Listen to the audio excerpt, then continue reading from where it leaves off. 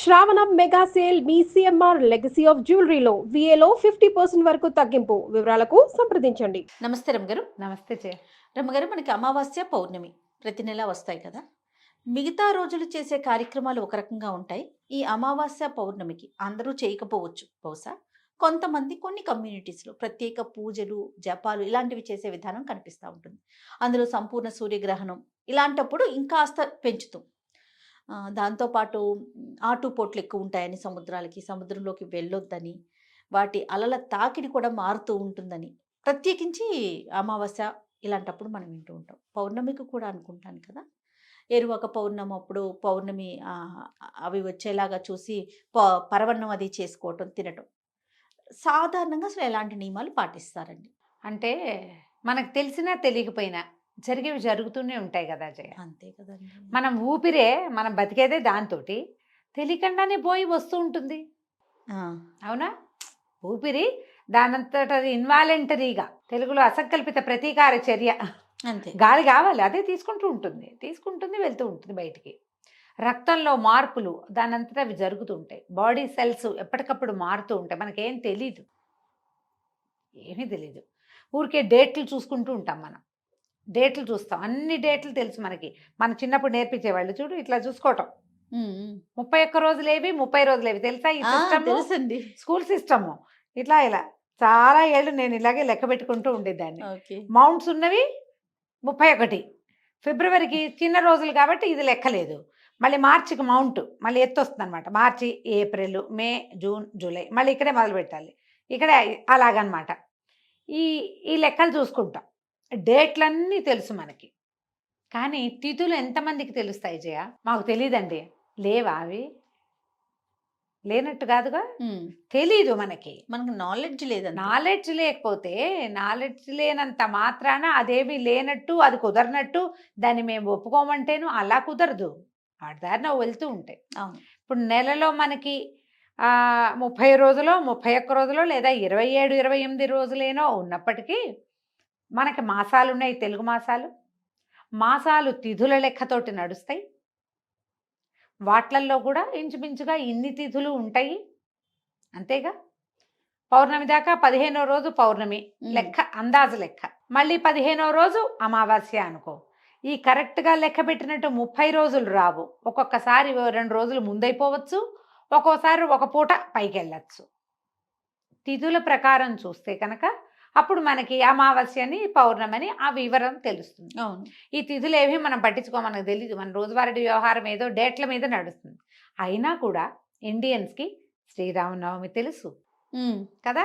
పోనీ శ్రీరామనవమి, ఉగాది తీసుకో, ఉగాది పాడ్యమి తెలుసు మనకి. అందరూ సంవత్సరం అంతా ఎట్లా ఉన్నా భగిని హస్త భోజనం ప్రతి వాళ్ళు చేసుకుంటారు. యమ ద్వితీయ మనకు తెలుసు కదా.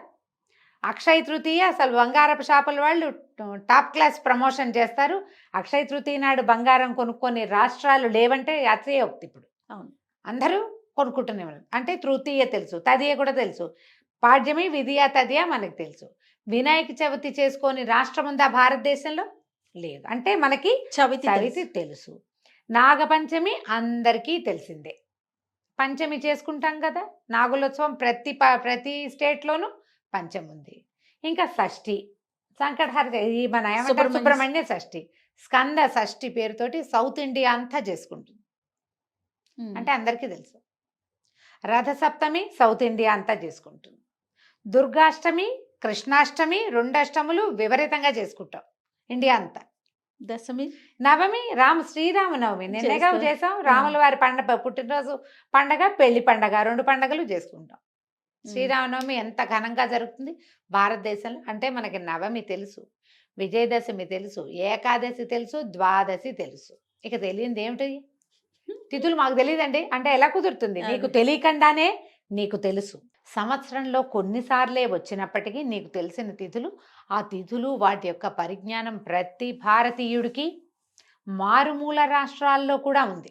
నిజంగానే మనం చేసుకునేటట్టుగా ఈ పూజ, ఈ పండగ, ఈ పెళ్లి వ్యవహారం చేసుకోవచ్చు. అక్కడ ఇంకేదో వ్యవహారం నడుస్తుంది, కానీ ఉన్నది అంతేగా.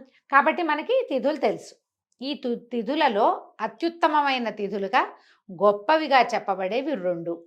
ఒకటి పౌర్ణమి, రెండోది అమావాస్య. ఈ తిథులని మనం దేని ద్వారా లెక్క పెట్టాము? చాంద్రమానం, చంద్రుని యొక్క నడకతోటి పెట్టుకుంటాం. అవును.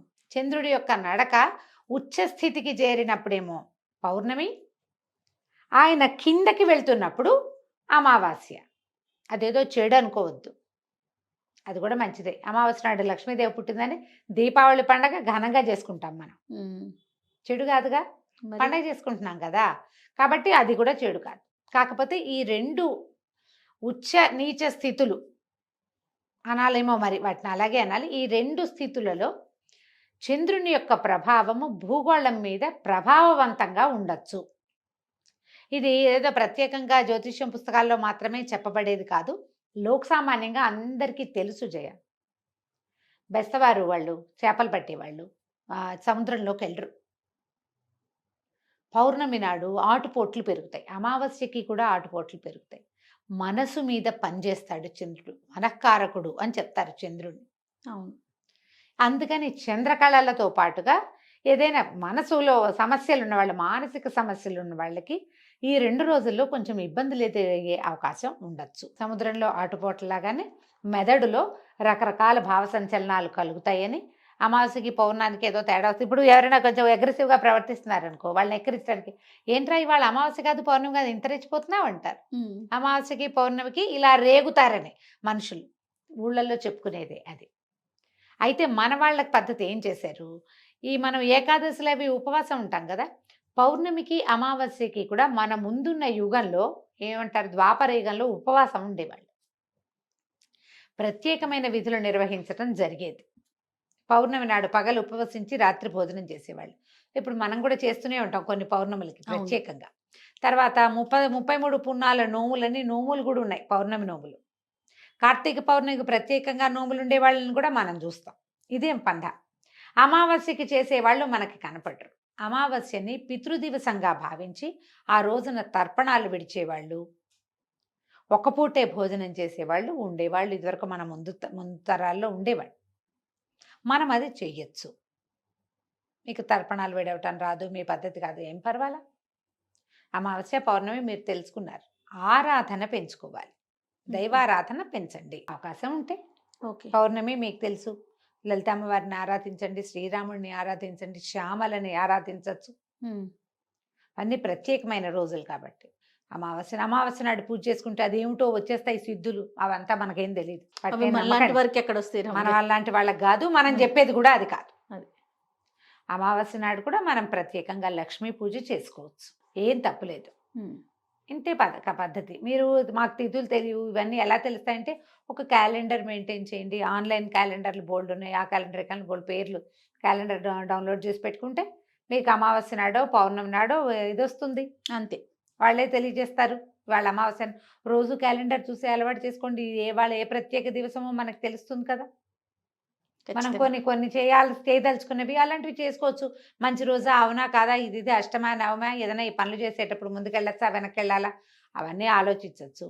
అవన్నీ మీ ఛాయిస్లు. కానీ ఈ ప్రత్యేకమైన దివసాల్లో మనం పూజ కానీ దేవాలయ దర్శనం కానీ ఈ రోజున మీరు ఏదైనా నియమం పెట్టుకోవటం కానీ చేయొచ్చు తప్పకుండా. అంటే మీరు ముహూర్తం చూసుకోండి ప్రతి పనికి అనే వైపుకి నేను మిమ్మల్ని తోసే ఉద్దేశం లేదు నాకు. నా ఉద్దేశం అది అసలు కాదు. కానీ మనం ఈ రోజులు ప్రత్యేకమైనవి అని తెలిసినప్పుడు ఆ రోజుని మనం దేవాలయం ఏదో ఈ వారంలో గుడికి వెళ్దాం అనుకున్నాం, ఒకసారి క్యాలెండర్ చూసుకుని ఓహో ఈరోజు మంచి రోజు, దైవ దర్శనం చేస్తే మంచిది, వెళ్ళరండి, అలాంటివి చేయొచ్చు కదా. తప్పకుండా ఆ రోజు తెలుసుకుని మనం సంకల్పం చెప్పుకునేటప్పుడు చూసుకోవచ్చు. మామూలుగా మేము సంకల్పం చెప్పుకుంటాం, ప్రతిరోజు తిథి చూసుకుంటాం, ఇవాళ ఈ తిథి అని తెలుస్తుంది. మీరు ఏదైనా చేయదలుచుకున్నప్పుడు తిథి చూసుకుని చేసుకోవచ్చు. ఈ 2 తిథుల్లో ప్రత్యేకంగా పౌర్ణమికి అమావాస్యకి దేవతార్చన, దైవారాధన, ఉపాసన లాంటివి పెంచుకోవచ్చు. మీరు ఏదైనా చక్కగా లలితా సహస్రనామమో, లక్ష్మీ అష్టోత్తరమో, లక్ష్మీ సహస్రనామమో హ్యాపీగా చదువుకోవచ్చు 2 తిథుల్లోనూ. ఓకే. ప్రత్యేకంగా చేయొచ్చు. ఈ సంచలనం రావటం అనేది కనపడదు కానీ జరుగుతుంది. తప్పకుండా రమ్మగారు. వెదర్లో మార్పు వస్తుంది కాబట్టి మన మీద దాని ప్రభావం ఉంటుంది కదా. దుష్ప్రభావం ఏదైనా మన మీద పడేటట్టయితే దాన్ని మనం ఈ దైవారాధన ద్వారా తప్పించుకోగలుగుతాం. తప్పకుండా. నమస్తే. నమస్తే.